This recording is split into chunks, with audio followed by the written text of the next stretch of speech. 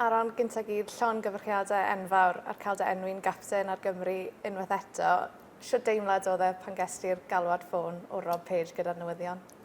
Diolch. Roedd fi'n hapus iawn i clywed hynna. Roedd yn foment belch iawn i fi a fy nheulu.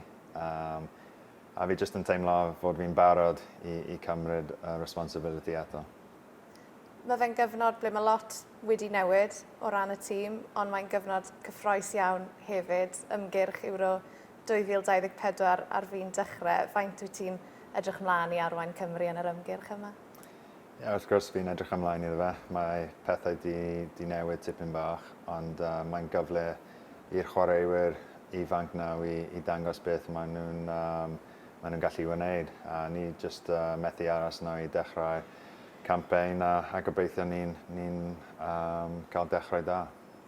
A dyma dy ail gyfnod i fel capten Cymru, ond wrth gwrs ti wedi cyflawni cyment yn dy yrfa ers hynny.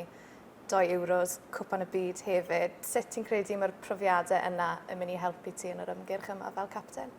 Roedd fi'n ifanc iawn pryd roedd fi'n cael y tro gyntaf.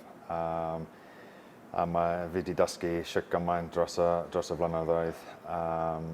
A dwi jyst yn teimlo'n barod i cymryd y responsibility eto.